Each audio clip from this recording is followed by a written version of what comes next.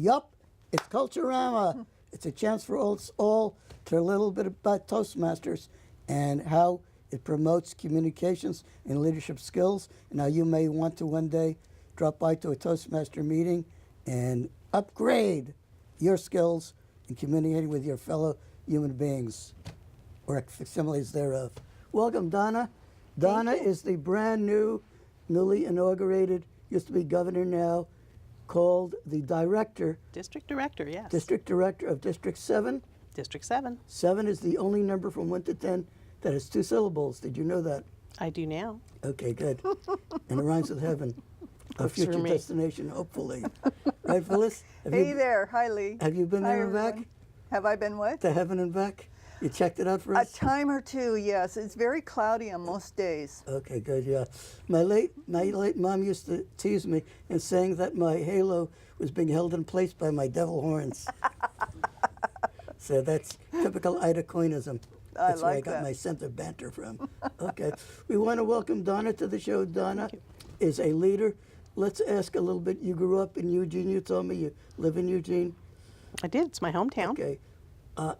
Think back to those early days of yesteryear when you were, let's say, in junior high school, middle school, even high school. How well did you participate in public speaking in those days? What were some of your early endeavors once upon a time? The junior high book report, something to be avoided whenever possible. What did you report on? What kind of books? Whatever was assigned. You don't remember any of them? No favorites? Unfavorites? I was more likely to be interested in my algebra book and my math books and my science books than I was in English. Algebra people know all the angles, and they're never off base. So there. Geometry people too, yeah. Yes. Okay, geometry people. Okay. So much for that sphere of influence. I know, I like to dabble in banter and all. So, did you have anybody in your family, a circle of friends, who you looked to for guidance in public speaking, who was sort of a role model for Donna way back when? I don't know that I would call it public speaking per se, but my father's nickname was Windy. And it wasn't because his former name was Wendell. It wasn't a shortened version of that. It's because he could talk a lot. What did he talk about? Everything. He was one of the most intelligent men I knew, he and his brothers. So that's your legacy. Yeah. There wasn't anything he couldn't do. And how Couldn't about, fix. how about your mom? Was she more little talkative or not that much? She couldn't get a word in edgewise. She wasn't an overbearing communicator. Dad would communicate the hard facts, the math and science. Mom was the soft skills communicator. Balancing act. Yeah. So is that where you got your love of mathematics and that whole world of that stuff I don't Yeah. go into? Yeah, I think so. Figuring out how many board feet of lumber were in a certain size log. Yeah. Okay. I hated story problems. If you gave me a story problem where XYZ traveled from distance 1 to distant 25, how long did it take him? I just throw up my hand and say, I don't know. I can't figure this out. So I bet you did though, right? Math was something I enjoyed. Yeah. I will fess up to that, absolutely. I don't know about the story problem part, though. Just give me the facts, give me the numbers. Good. Thank you, Phyllis. In terms of public speaking and Toastmasters, and it's more than that, can you tell us about some of your early manifestations of speaking and jobs you've held where you've had to communicate successfully and do outreach? I think communication is a key skill for any position that one holds. To go back about 14 years ago, we're coming up on 14 years, when I was approached by a coworker saying, we want to start a Toastmasters club. I'm not somebody who would have walked into a Toastmasters meeting on my own. Extra push, push. Well, that, and I owed this particular coworker a favor. And they were at 19 members and needed 20. So, all right, I'll join. And I am so glad that she convinced me that I needed to attend this. I joined just as a favor to a friend. I understand that. And what I have gained from Toastmasters personally, and more importantly, what I see it do for other people, that's when I get excited.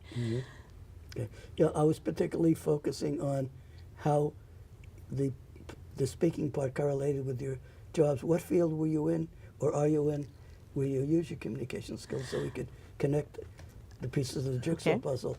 I work for my local government and talk with people at the public counter a lot when they come in and ask technical questions related to what my department does.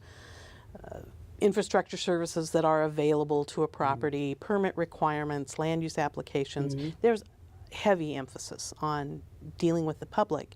Okay. And here in Salem, we are the seat of state government, and so we have a lot of people who deal with the public.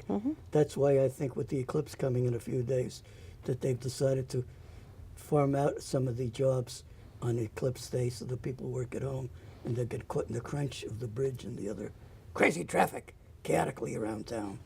We're going to talk about that later today, but anyway. But you're safer in Eugene, which is sort of a little bit off the radar slightly, at least in terms of the It eclipse. depends on who you ask. Yeah. Okay. I'll be missing it. I'll be in Vancouver. Okay. Did you have any friends growing up who used to use their communication skills in a very dynamic way? I can think of one or two that just were very outgoing, not that I would think of as extroverts. That's not to say that introverts can't communicate. We do, and we do it well. But they were more outgoing. They liked to be in front of a stage. They liked to be the center of attention. They were very quick to share their ideas and their motivation. Good.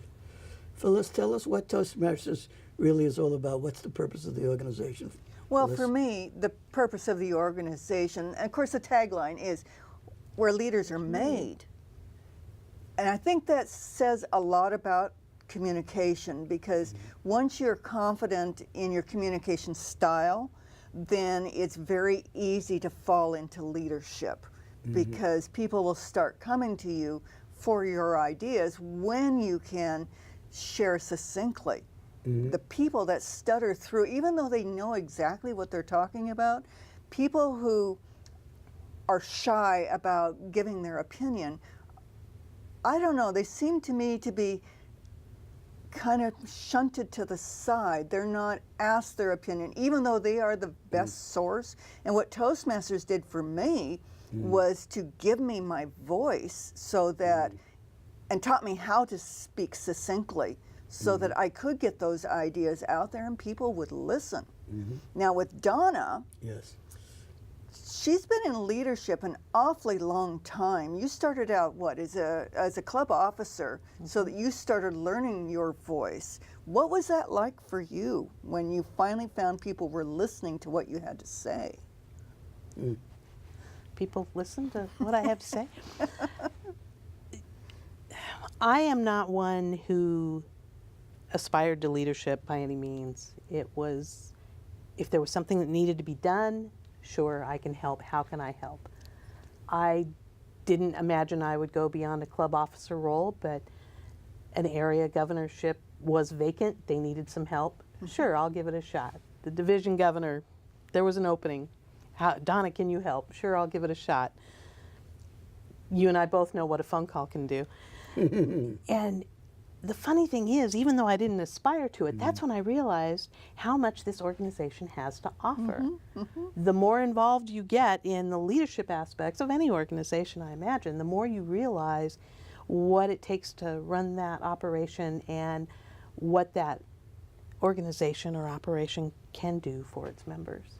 Now you mentioned an area governor and a division governor, and nowadays they're calling them directors. Right.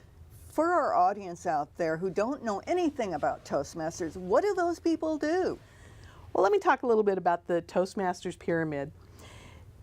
The member, in my eye, the individual member of Toastmasters is at the top of that pyramid.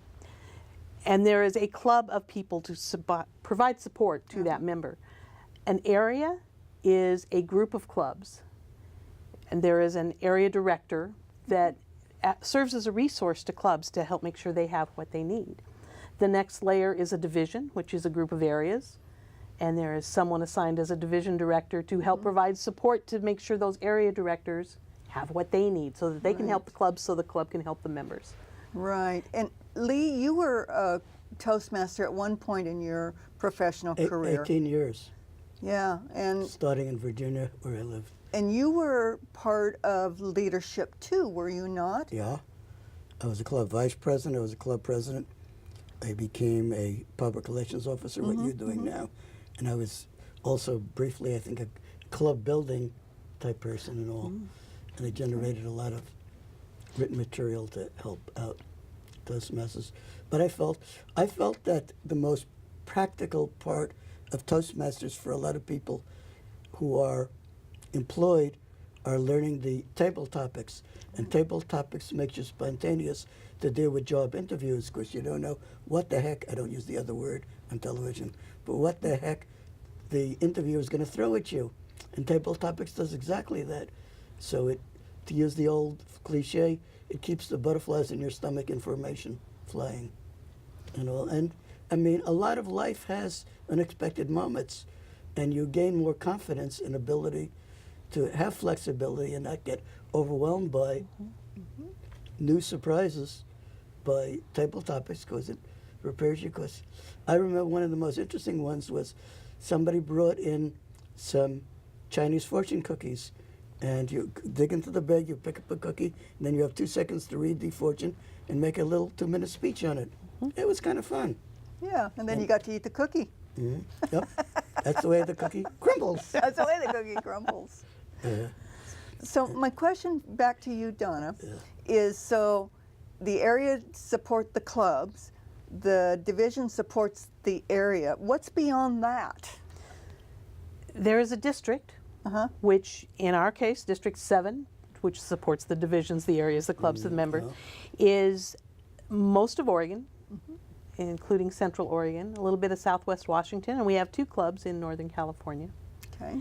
And the district provides structure and is the link between Toastmasters International, which is truly an international organization, and the more localized group of clubs. They help deliver programming. We have district level contests. We provide education and officers training. So in your role, let's see, there's the club officer or club growth director. They help build new clubs, is that Yes, right? yes. And beyond that, you have the program quality director. That's true. They do education for the district, or they run the conferences, that type of They thing. oversee education and training and seeing that clubs achieve their goals. So here you are, you're the district director. What does a district director do? I know that's a hard question. Table topics. Knowing that you have been this position in the past, I so much want to say, you tell me, Phyllis, is it beyond herding cats? I have been in this position since July 1, and what I'm finding is there's a whole lot more to it than I ever imagined. It's taking care of the business of the district and not taking care of it myself, but making sure that it gets done. Delegating. And pulling together a team of people to do our financial management, to take care of our minutes and our administrative work, to see that the programs and everything are in place for our district to function. Well, one of the things that I've always heard, and I experienced this myself, so I'm going to let you address it, is members think that even though it's a volunteer organization, that the top of the pyramid gets paid. Would you address that? I would love to address that. I am going to coin a phrase from our club growth director, Emily Taylor, who says, we are highly unpaid volunteers, highly unpaid. From a monetary standpoint, that's true.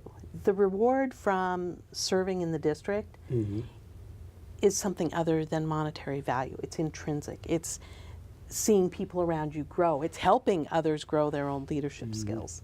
That's where the reward is and where the payment is for me. I would agree with that.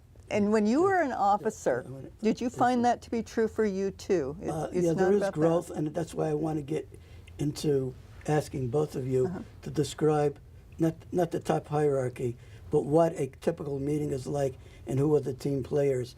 Because anyone who comes to a Toastmaster meeting and signs up to join the Toastmaster Club will be rotating in the batting order, to use a Right. baseball term, of what the different things are. You're not only a public speaker, but you're a facilitator. You check out grammarian, you do the timer. So can you begin, and why don't you take turns on describing the different roles at a meeting, and you could even imitate what they're doing if you want to.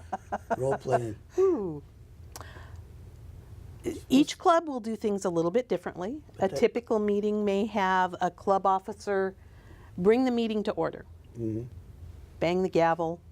There is a little bit of formality in a Toastmasters meeting. Each club will do things a little bit differently. We're a family, and it's almost like a family reunion. We're similar, but we each have our own customs. And at our club, the officer of the day then introduces the Toastmaster. And so you've got a Toastmaster who runs the actual meeting, makes sure that everything pretty well stays within the framework of the meeting. One of the other roles that I find extremely difficult is the grammarian. And the grammarian chooses a word of the day. So say the word is revitalize. That's one that I've been using a lot today. And what they do is they tell the club, this is the word of the day. Please use it in your speaking, speeches, whatever. Good. And so they Yeah. do. May I ask? May I intervene? Yeah. Because you're getting the supporting cast, and I think it's Yep. I think it's a little out of the batting order, because you need to have the speaker address first, and then the other people react to the speaker in different ways. Well, they do. Okay, but so let's say, who becomes the speaker? How do you choose the speaker? And you know what? Because you have somebody who's running the meeting and calls on the speaker, which is really prefabricated in advance. And let's say that you are the first speaker of two or three that happen. What do you have to do as a speaker to prepare for that role? And then you have the Oh, supporting I see where team. you're going. You see, I'm doing it chronologically. You the are. speaker speaks, and then the helpers evaluate in various ways in time. Otherwise, you know, it becomes jumbled for the Well, general audience. like Donna said, each club is a little different. In my club, all of the ancillary roles that you were mentioning are all there. They're all set. They're all ready to go. And then the speaker walks in, Right. and they are given an evaluator, right, Donna? What else goes into it besides just the evaluation? Well, the